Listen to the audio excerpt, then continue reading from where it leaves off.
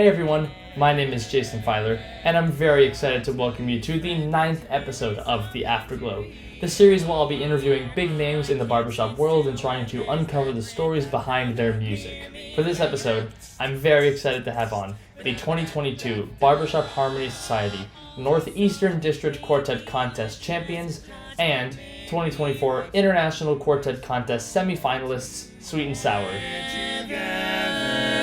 Don't know whether it's morning or night. I only know it's sounding right, so right. Come on in and play me the jazz. Play it, baby, 'cause I love my jazz. Play me the jazz. Hot! Play me the jazz. Sweet and Sour is a wonderful quartet known for its distinctive blend of sweet harmonies and bold, unique twists. With their vibrant energy and creative arrangements, Sweet and Sour has been captivating audiences and leaving a lasting impression on the barbershop scene.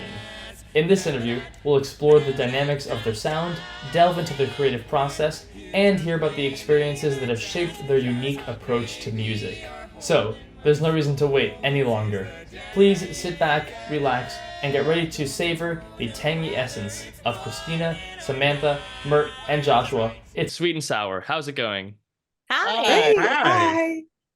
Hi, thank you for being here. So, here we have Sweet and Sour, one of the semifinalist groups from this year's competition, and we're going to jump right into it with some questions. We'll go individually, then to the group, and we'll find out what they're like in and outside the contest. So, first, we'll start with some individual questions on how you got into barbershop, what's led you to this moment. Samantha, we'll start with you. Well, so the three, Christina, Joshua, and I all have similar stories with this. We all grew up in barbershop. Our parents met through barbershop. So we grew up in it, and we started singing as soon as our parents kind of allowed us to join the organization as soon as we could. Cool. Yeah. And we'll go to Mert. How about you? So in high school, my high school choir director, he directed a barbershop course, and he encouraged us to go check it out. I was one of the few that actually did, and I brought three of my friends with me, and it was cool. It was mostly like a bunch of old guys like singing barbershop. Like, that was interesting. But that summer, they actually paid for us to go to a Harmony Explosion camp. So we saw a bunch of our friends like our own age doing it, and totally fell in love with it there. Like, I still have friends to this day that I met at that camp. Including a member of your quartet. Hi. You met Joshua through it. That's true. I did meet Joshua. Yes. And we met through barbershop. Yep. So a lot of good things. Awesome. Thank you. Christina, how about you? Yeah, again, Samantha nailed it mostly because we couldn't join Harmony Inc. at the time, or sorry, we couldn't join BHS at the time. We joined Harmony Incorporated. So I joined at the age of 11, and Samantha joined at 9, I want to say. So we joined as soon as we could, and then joined BHS as soon as we could too. Yeah. Cool. And last but not least, Joshua, how about you? Same story, very, very similar. I also joined BHS when I was like 9 or something. But like even before we could join BHS, like we would be singing as a family. Like I think I remember being 5 or something and singing at one of the, random Cape Cod jamboree type events with, these two and my dad and mom. So yeah. And when we say too that like joined as soon as we could, that was really mostly just like our parents saying like, are you ready to do this yet? It wasn't like there wasn't an age restriction or anything on us, but they were just like, you're not ready yet. So just wanted to throw that in there. Yeah. Cool. Okay, so now how did this group form? What was the impetus for getting, the 4 of you together saying we're going to be in this group and we're going to compete? What happened with that? We started dating. That They is true. needed a 4th, and I Yeah. came. Yeah. Yeah.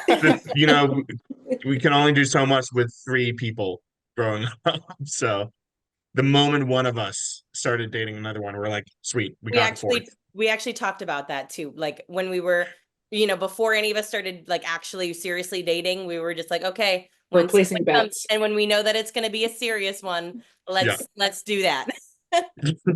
And are they a barbershopper? That's Can important. they sing? Cool. Yeah. All right. And so now that the group is formed, how did the name come about? I don't remember it exactly, but I'm pretty sure Samantha does. Yeah, Or well, it's kind of really lame, but you know, it really is, but we had been talking about it for quite some time, and then we would like, because we all lived together, you know, the three of us are siblings, and then Mert was, you know, with me, and we were just living all at our parents' house, you know, just saving money. That's what we do. And we had talked about it for quite some time, and then like one night we just like we went out to dinner, and then we were out at a Chinese place, and then we came home and we were still like talking about like just random names, and I was just like, well, what about sweet and sour? I'm like, I just had sweet and sour chicken, so why not?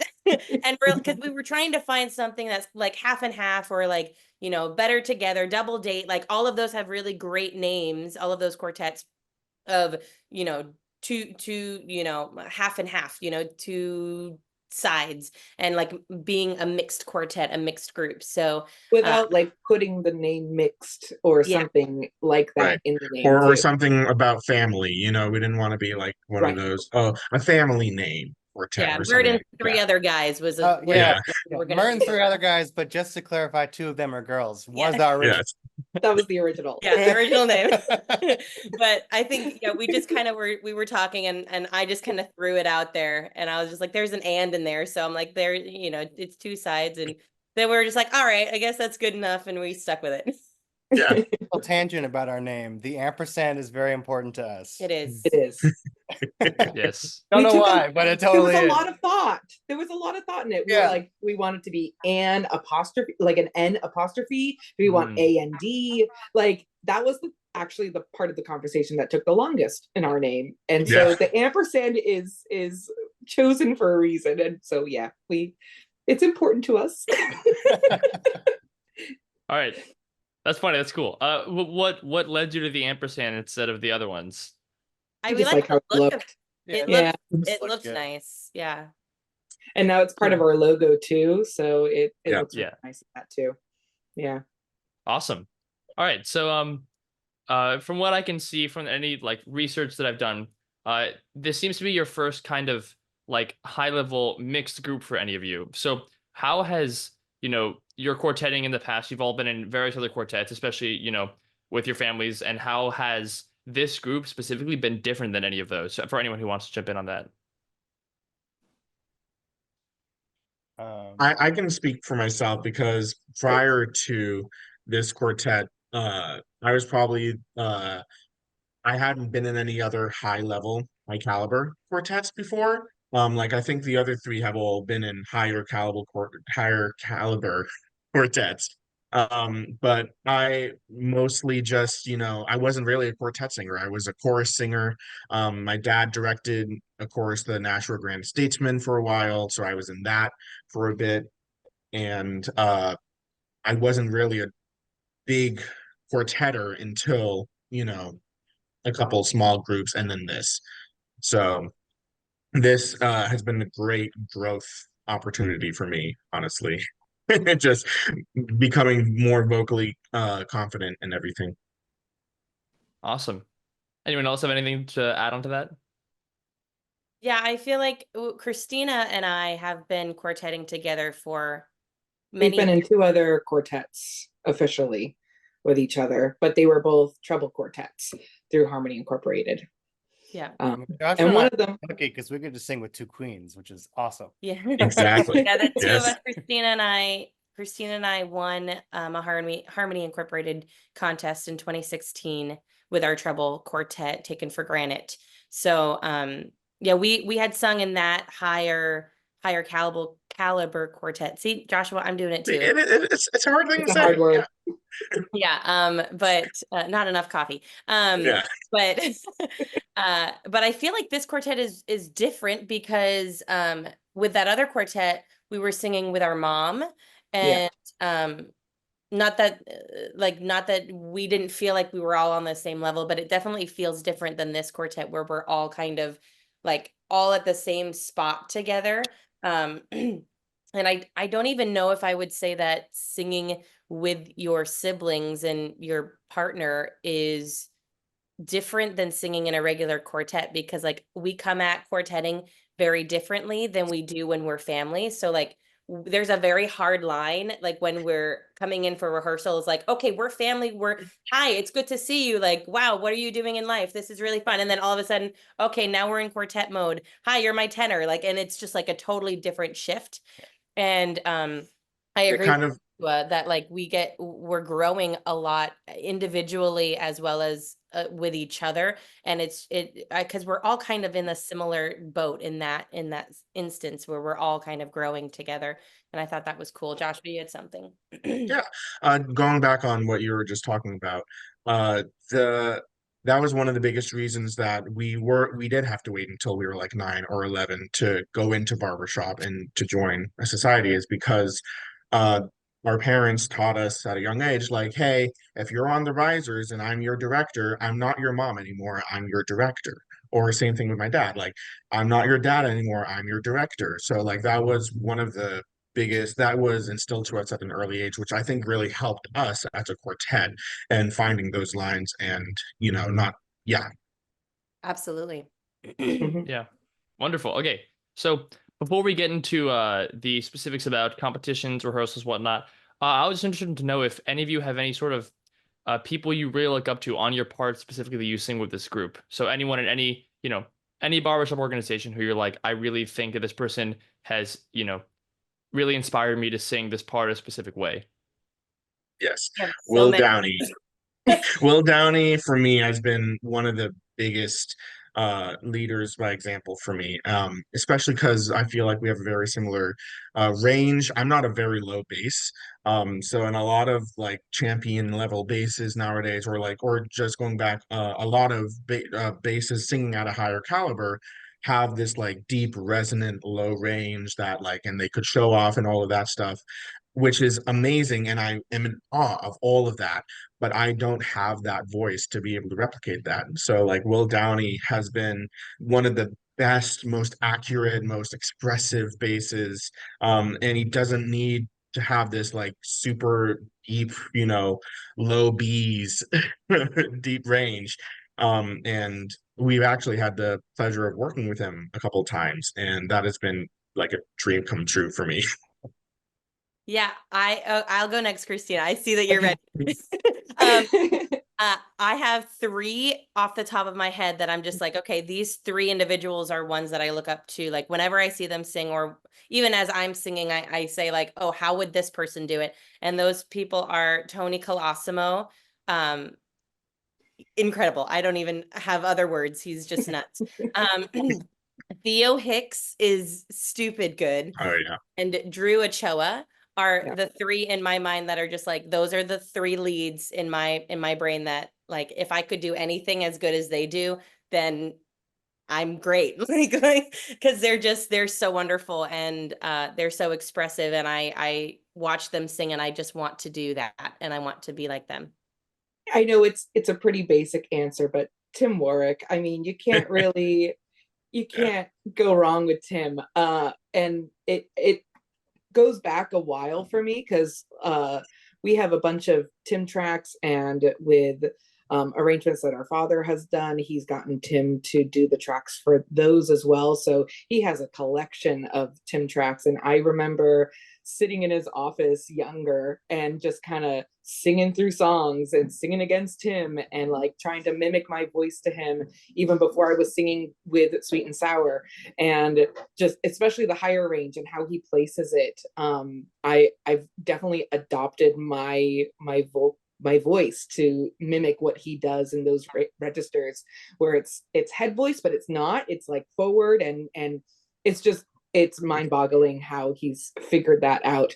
And then just the barbershop idol of mine is Tony DeRosa. Like I'm a baritone at heart, and he's been my baritone idol since I was 11 years old. I absolutely adore Tony. He's definitely one of my favorite barbershoppers. Yeah. Cool. Bert, do you have someone? Yeah, well, so I have a few people to piggyback off of Christina. I mean, obviously Tim, like I've been looking up to Tim for forever, like since I started singing barbershop. And then outside of that, again, Tony DeRosa, like he's probably my favorite baritone, maybe ever. Mine Uh, too. Brian Ziegler, like I try to really emulate Oh, Brian, especially like when I'm doing like the higher stuff. Like, you know, people like to talk about like the Ziegler third, and it's insane. He's so good at it. And then although I don't think I will ever be as good as her, I really look up to Katie Gillis. She is a fantastic singer. Oh my goodness, she's so good. Cool.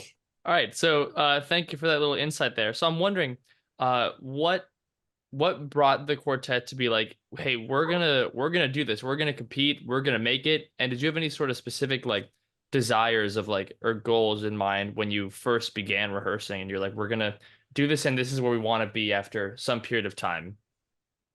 So we started 9 years ago, if my math is correct. Yep. And Yeah.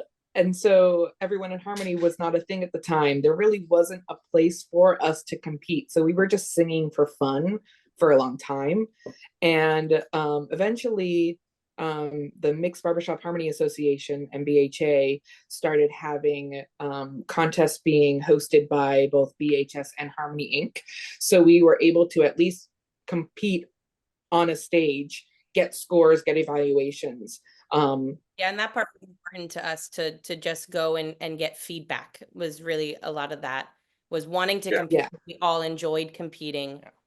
Sorry, Christina. We've all had experience competing in other quartets. We just wanted to be able to do it as the four of us. So so it started there. And Mert sang lead in our first contest. Yeah, we're gonna talk about that. And then we soon swapped parts. And then once everyone in harmony was a thing, we knew immediately we were going to compete in BHS. And just I think we just got our butts kicked into gear because that it was finally something. We're all motivated by contest, by competition, and by getting better ourselves, because that's how we view contests, is not necessarily to beat other people, but to beat ourselves and beat our past scores and continue to get better as individuals. So that's been a high motivation for us to continue competing. And so 2022 was the first time we were eligible to compete in BHS. And it's just, we've been going ever since. Yeah. I don't know if anyone wants to add to that. That was perfect. Yeah, that was great. Yeah. All right. So for any of your rehearsal processes for, you know, any of these conventions or competitions at all, you've had to have some coaches who have helped you. What are the main things that you've learned from some of these coaches that you feel like it really has defined your sound? It's a great question. That is a great question. I remember we worked with Steve Scott once, and he kind of helped us figure out. I don't know if you know this about us, but our sound is very. He's Very kind of the bright. main Technical reason. term. Yeah. He definitely helped with that a lot, although we very much overdid it in the beginning, and he's like, this is a garnish and not an all the time thing. Yeah. And so we've since learned to dial that back. I mean, we also work with their parents a lot, Steve and Renee, and they've been like a huge part in helping out, just kind of figure out who we are as a quartet, like get our quartet identity, figure out our sound.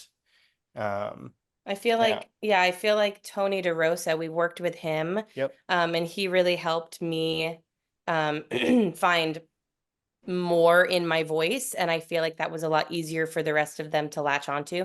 I think a lot of what makes a quartet sound work is really matching each other in terms of vowels and placement. And I think Joshua and I have come a really long way together in finding each other. And then Christina and Mert are able to just like, okay, well, now I can see where that is, and they can find that placement really quickly. And so I feel like Tony DeRosa and I feel like Will Downey and Tony Colosimo too. I feel like are some of the major Renee Tramack too. All the four of them have been really big in getting our sound, at least the two of us, kind of in a good spot for Christina and Merton to latch on to. Absolutely. Yeah. Great. So now that we get sort of sense of that, what was the rehearsal process like for you guys in terms of like for this past competition cycle? Was there anything different that led to like even a greater amount of success where it's like we're going to do this differently rehearsals, or like a different mindset, or how did this past one feel compared to maybe other years of rehearsing?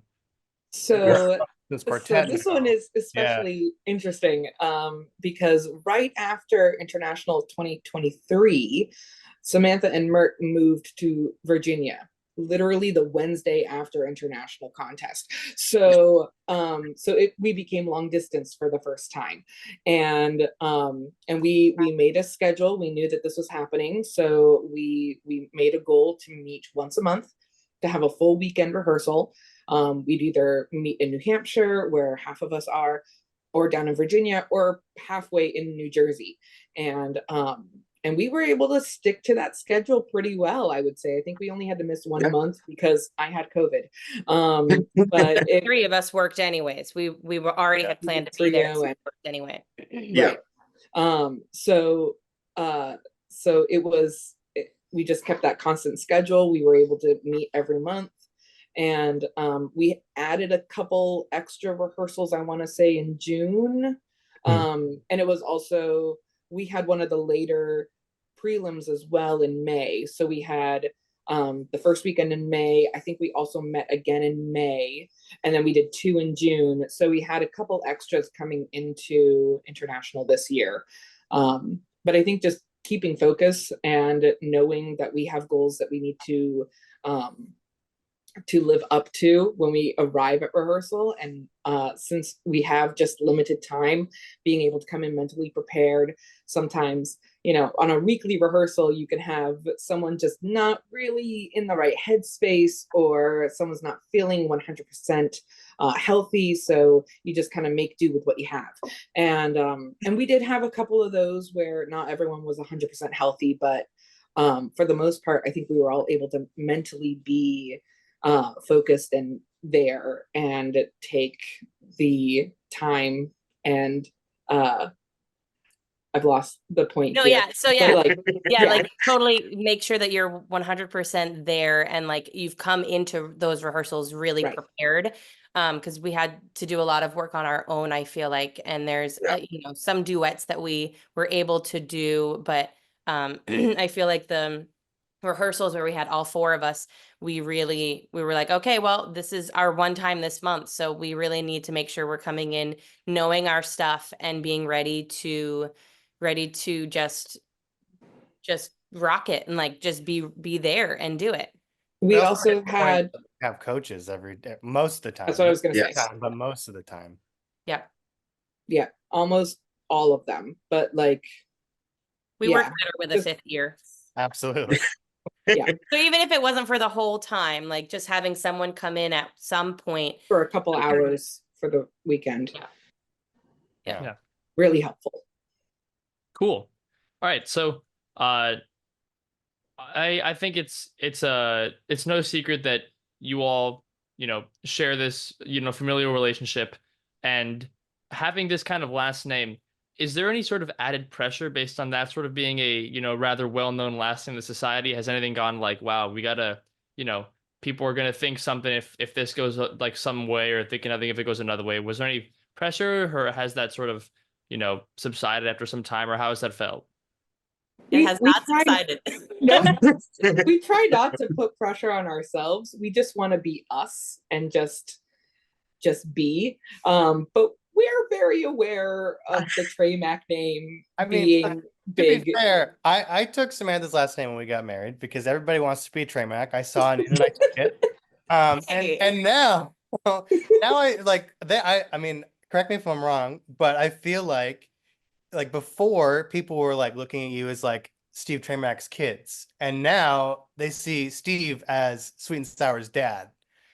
So I mean, yeah, there's definitely a lot of we've done a lot of growth as the four of us and a lot of work on ourselves to try and not have the last name Tramack be like that pressure, that added pressure in our heads.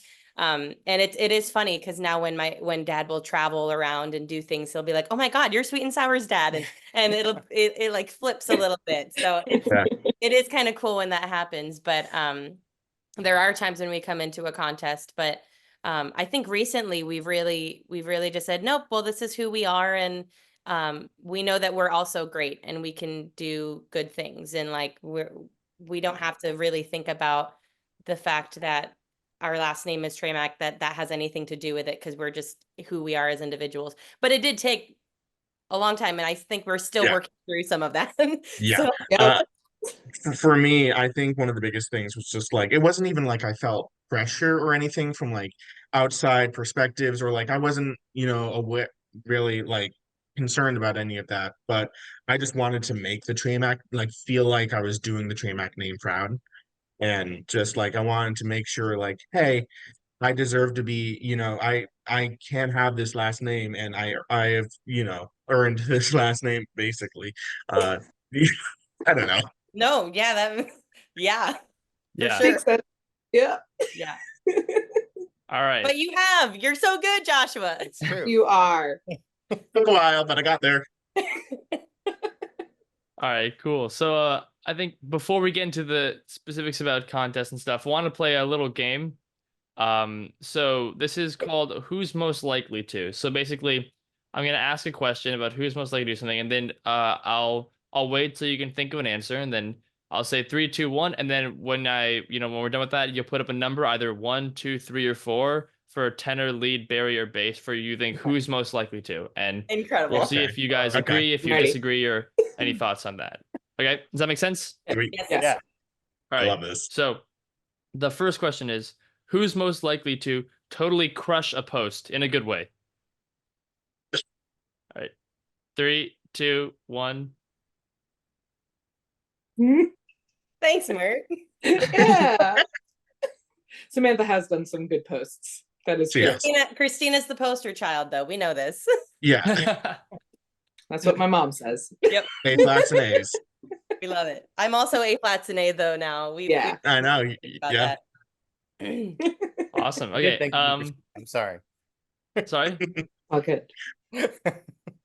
Okay. So the next question: who's most likely to forget what they had for breakfast in the morning? 3, 2, 1. Yeah. Yeah, that's Yeah. right. Yeah. Yeah. Yeah. That tracks. You guys all seem to know that. That was funny. Well, I think part of the thing is they don't often eat breakfast. Period. That's true. So that's part of it. But when you do, it's But just like I also forget. I forget a lot of things. My memory's very bad. Cool. All right. Next question: who's most likely to pull an all-nighter? All right. 3, 2, 1. Oh, we're all split. Oh, Different responses here. Okay. interesting. Interesting. Christina, they think it's you. I see that. My Either way. siblings do, at least. Yeah. Yeah. Which Just- I mean, I could see that. Usually, like at Afterglows and stuff, we at are. Afterglow, like, I'm one of It's the just last the ones three of standing. us. Yeah. But We're yeah, you and yeah. I, Mert, we tend to be last Yeah. ones standing too. Yeah. I'm Yeah. not. I've been making it That's true. recently. I've been Recently, doing You okay, have. Good. which is why you answered me, and I appreciate that. Yeah. You're welcome. Cool. All right. Next question: who's most likely to obsess over the scores of the barbershop contest? Gosh. All the charts and the data and the information. All right. 3, 2, 1. Huh. Yeah. Joshua does too. Yeah, I can see Yeah. that. Yeah. Yeah. It's just the analytical brain. That's all. That's why I was. Yeah. I work in finance and accounting. So like I work with data and stats all the time. So I just love doing deep dives. But I can also see Christina as well, because I love you studying the score sheet. I love well, it. yeah, you have put together a spreadsheet of different scores from like the NED I have contests it. and everything. So That is true. I have can see NED that. representatives history spreadsheet. You're as right. well as sweet and sour spreadsheet of every song we've done in contest and what scores we have on it. Yeah. Wow. Yeah. Wait, can I Wow. see that? Because That's I'd love awesome. to see that. I've ever seen Sure, I'll share it. that. I have, but I'll send it again. It's fine. Great. Cool. That's hilarious. All right. And last question: who's most likely to randomly bring home a new pet? 3, 2, 1. Oh, okay. You randomly brought home a lizard one day. I did. Well, I you had to save literally it, got and I talked to Sam first. I had to save it, you know. Christina, you just got randomly 2 cats just all of a sudden. So Well, okay, but I have been in the market for cats for a while now, that's true. and We were in Virginia, and for like they a just month, fell and I was into my like, "Okay, lap. it's time to get a So- cat." That's true.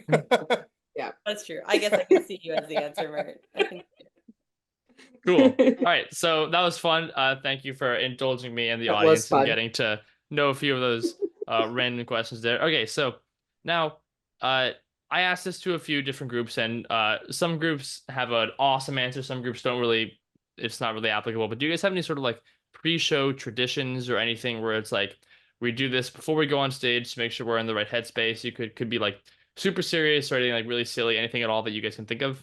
yes, we do have traditions. Go for it, Samantha, because I Well, can't think of it. I mean, I don't, but everybody else kind of does. So, Oh, well, Joshua, you could say you have a playlist. I do. I have like just a small 20-minute playlist that I put in my headphones and I almost kind of go zen almost. It helps calm me down because I get very nervous. I still have stage fright today. So like I have just a 20 minutes of calming music that I listen to before every show or in every contest or anything like that.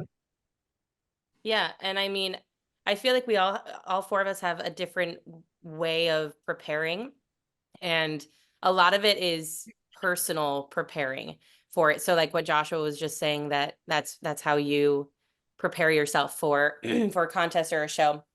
And I feel like I don't know, I don't know how everybody else prepares. I feel like for me, I also need to get in the right headspace, and I need to keep talking to myself in a positive way and not like, oh, we got to fix this. Oh, we got to do this. Oh, we have to do that.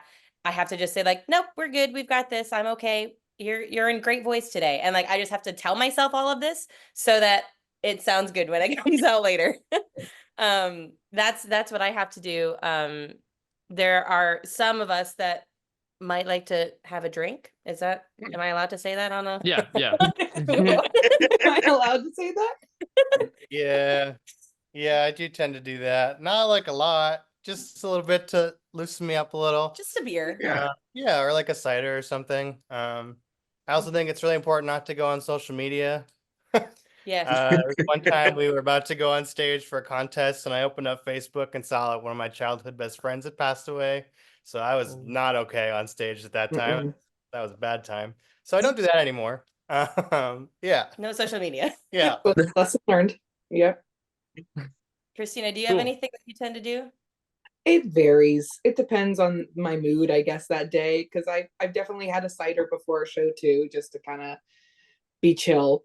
But that's also, yeah.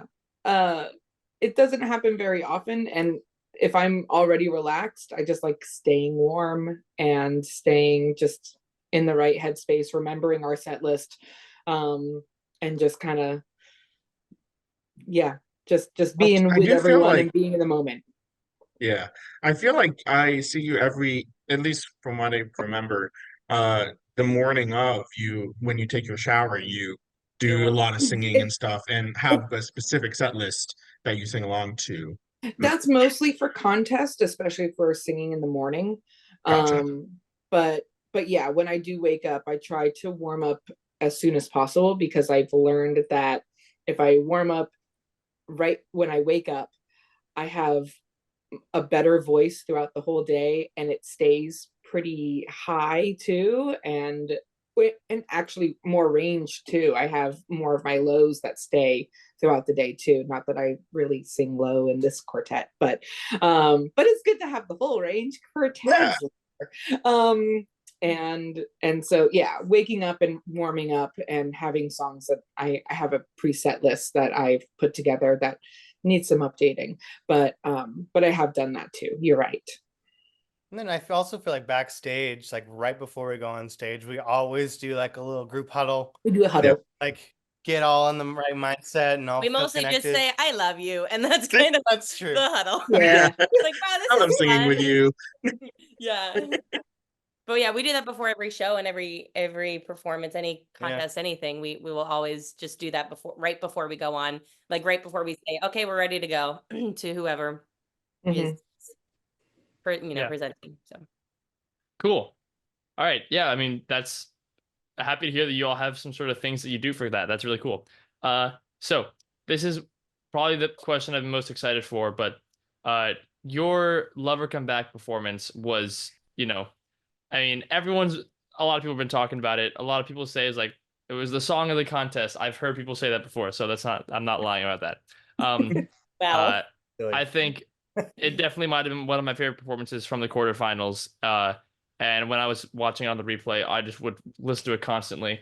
So I just have to know, like, what was the story behind that? Like, was that, amazing arrangement? And I believe Melody Hine arrangement. Did she like bring that to you, or were you all like, hey, can we do this as like an uptune instead of a ballad? Because I know it's originally like an uptune, like in the jazz world. So like, how did that whole thing from start to finish come to be?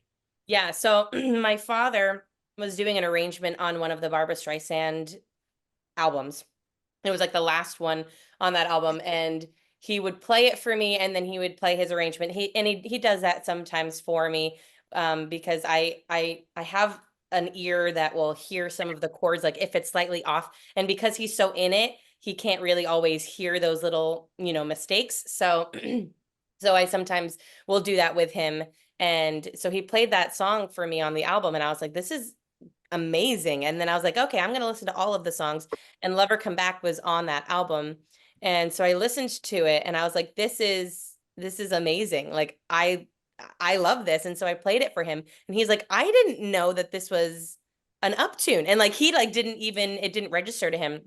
So I was like, okay, I want to do this. And I was like, we've talked about it as a quartet. I was like, I think we should do this song and I think it should be an uptune. And because we're sweet and sour, we have to do something a little weird.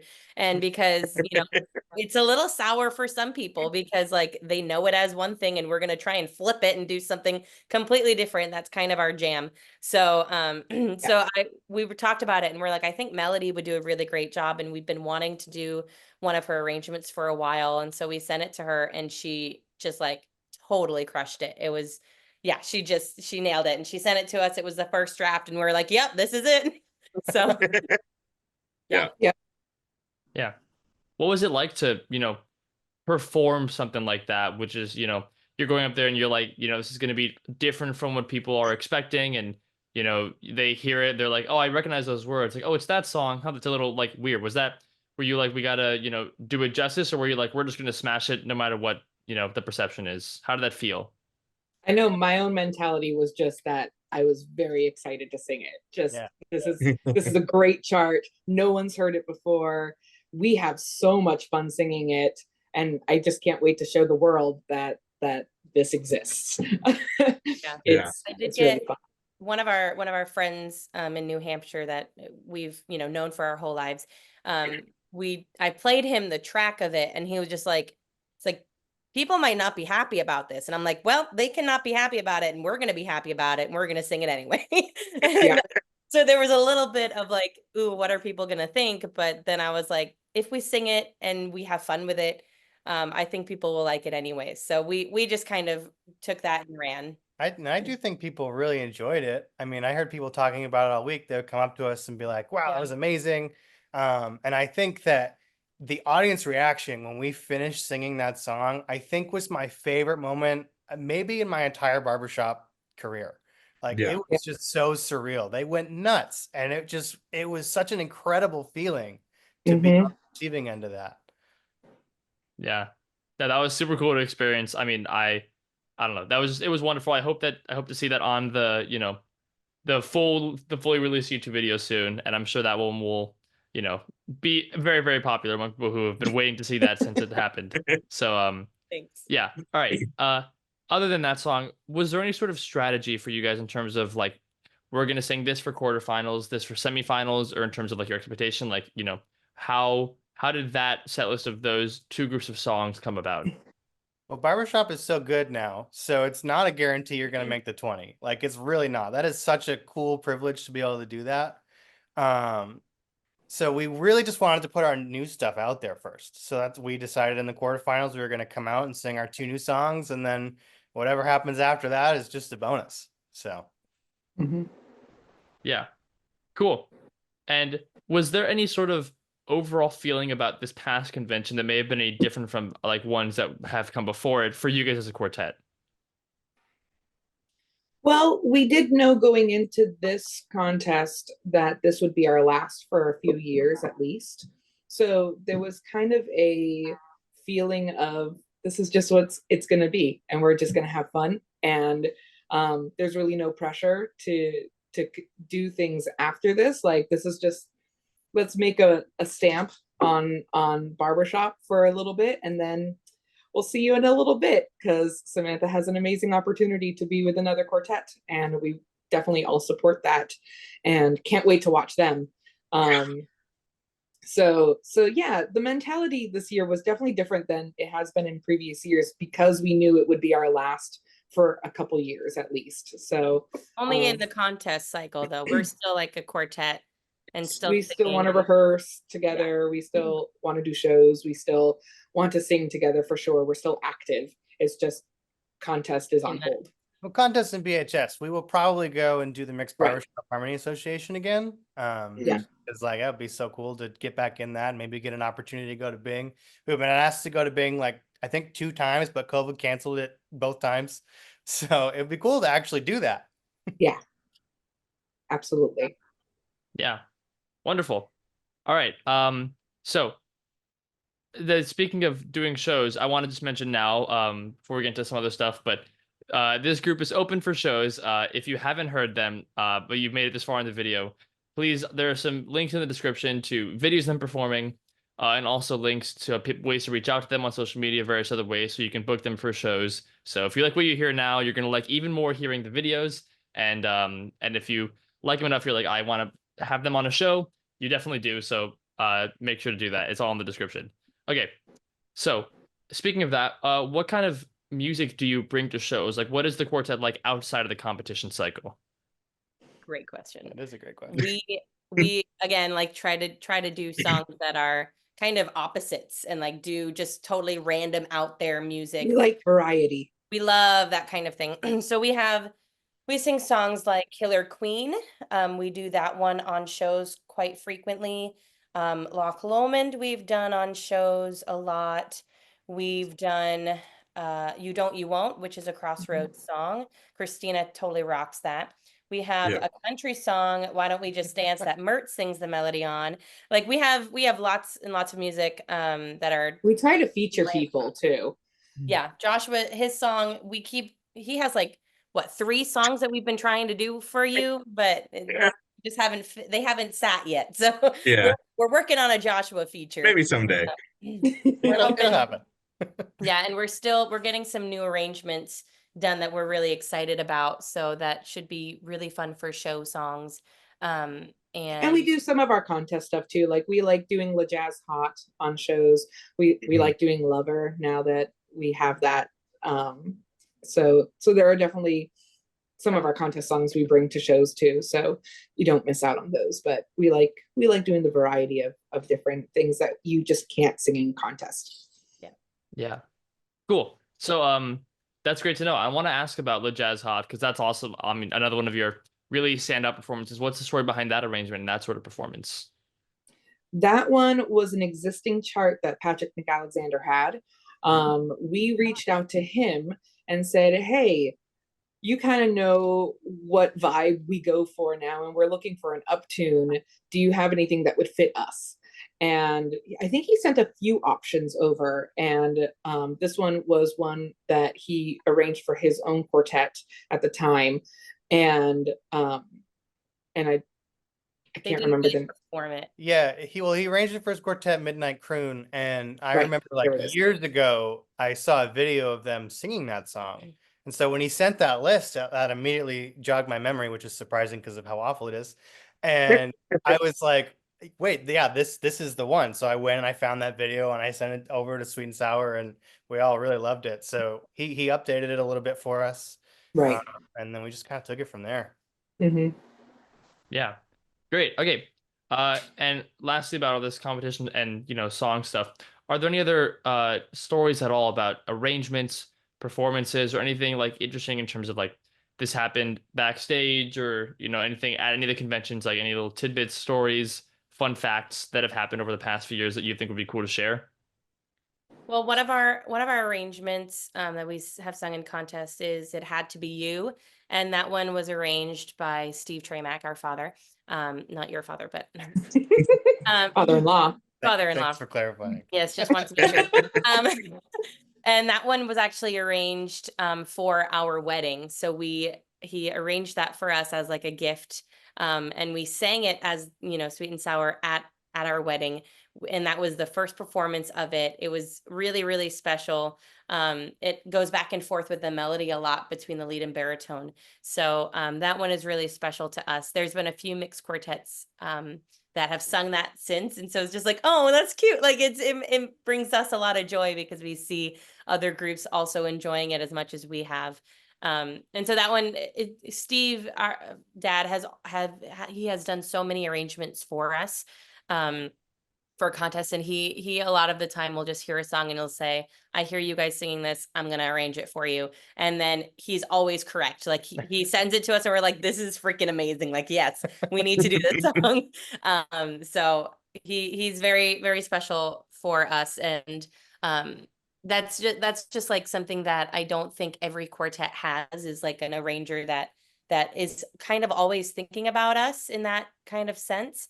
And it's really cool to have a relationship like that. And I hope that other quartets can find their person, like find their arranger that, they can really connect with and get some custom charts, because that's something that is really special in barbershop that I think a lot of groups, especially in the higher level, like a lot of them get a lot of custom charts done. And so having like a song that's yours is really, really special. So that's just a little tidbit that I wanted to throw in. Hmm. Yeah. Cool. Anyone have anything else of that sort of type of facts or stories or anything? I can't remember. No. That's totally cool. All right. So, everyone in Harmony is relatively new at this point. In a bunch of years, it'll be something that people look back on. And so how is it like for you all as a mixed quartet? It's one of the first, like high performing mixed quartets in BHS. What is it like? Do you feel any sort of pressure of like, people are gonna look back on us a certain way, or like how has that felt for you all being like in some way trailblazers or pioneers in this sort of new everyone in Harmony being able to have this kind of quartet compete? What has that felt like? I mean, honestly, it's a pretty incredible feeling to just like be a part of history at like the beginning of it as it's happening in real time. Like we're the first mixed quartet to win the Northeastern District contest. Like we will Mhm. always have that. That's incredible. Like, it's a really cool feeling. Yeah. I don't feel any pressure on that. I just feel really honored to be Yeah. part of that. Yeah. And it's really special, especially because a lot of the other groups that are part of that history with us, like we're really close with. Yeah. So it's just like, it's really cool to say like, oh, we're all friends too. Like a lot of those Yeah. quartets and like a lot of the treble quartets that have come in at the same time. It's like, well, yeah, we're really good friends with them. So it's just like a really cool part of history that I feel really honored to be part of. Yeah. I know mixed Yeah. quartetting is my favorite kind of quartetting.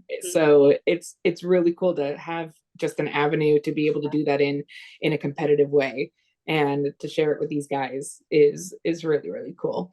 So as far as like putting a stamp on history so early on in Everyone in Harmony, like I don't think we've thought about it that much.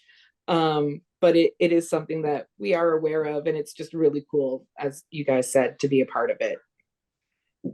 Yeah. Wonderful. Okay. How has it been different being at the international convention since winning the Northeastern district? Has there been any sort of like difference in the way that you have approached the contest? Now you're like, we've won the district. So like, how has that felt? I don't know if we've really had a difference in how we compete at international after district, because we competed in BHS for the first time in the spring of 22 for both division and prelims. We qualified for international. So we competed at international first, and then we went to district that fall and we won that district. So it was our first district contest, and we won, which was incredible.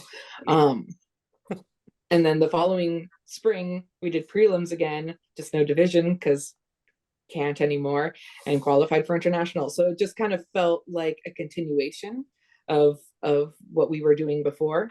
And we just got really fancy badges to be able to wear it in contests now. I think I love those it NEDAC also- badges. Yeah, it was good too because it felt like each time we had sung as well, we were getting a little better each time. And Mhm. that district, I think, was the first time we broke average of 80, right? 81. 81. 81.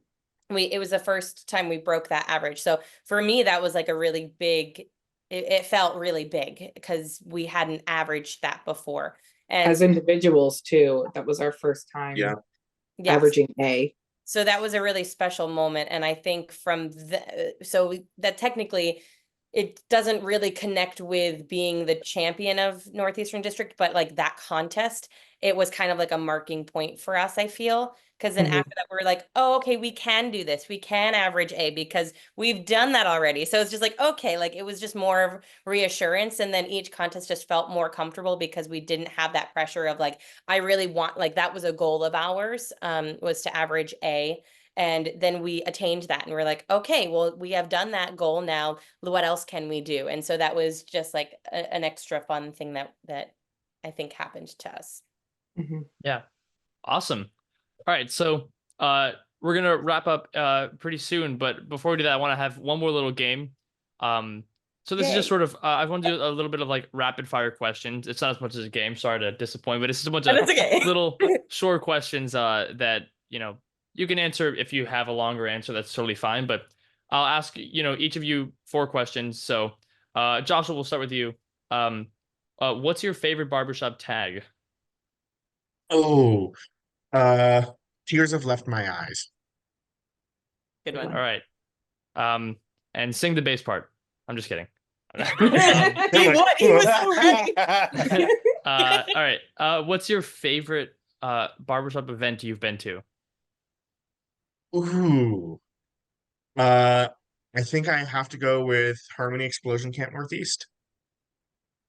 Awesome. Yeah.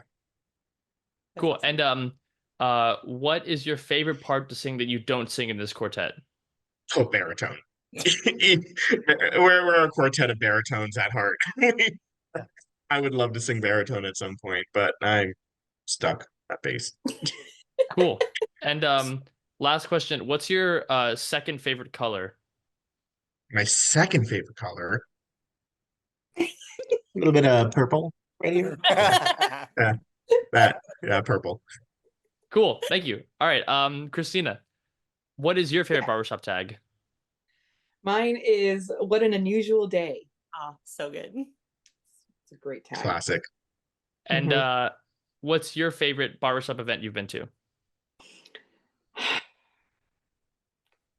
Actually, I have been once to Harmony University, and it's still ingrained in my head as one of the best barbershop experiences I've ever had. Yeah. Awesome. And what's your favorite part to sing that you don't sing in this quartet? Baritone. Yeah. Awesome. And how many meals do you normally eat in a day? On average, I eat 2. Pretty sure it's 2 meals. Cool. All right. Samantha, we'll go with you. What's your favorite barbershop tag? Right now, it's somewhere, somehow, someday, somewhere. That one is solid. It's classic. Yeah. Yeah. And what's your favorite barbershop event you've been to? I also have to go with Harmony University. That one, I went the first time in 2022, 23, 22, 22. It was great. Cool. And what's your favorite part to sing that you don't sing in this group? Bass. Yeah. Ooh. Fun. All right. Yeah. And what is your favorite movie? My favorite movie is probably The Proposal. That's Yeah. what I was gonna Sandra guess. Yeah. Bullock. Oh, love her. Awesome. Okay. And Mert, how about you? What's your favorite barbershop tag? Oh man, that's tough. It's a toss-up between either Seasons or Like Leaves. Mm, Yeah. good Okay. ones. And what's your favorite event you've been to? Actually, it was a few months ago at their Vocal Confluence. The chorus in Pittsburgh had a show, 2 shows actually. GQ was the featured quartet on it, and the chorus was amazing. All the quartets are amazing. It was such a cool vibe. I loved the whole thing. Wow. Mm. Awesome. And what's your favorite part to sing that you don't sing in this group?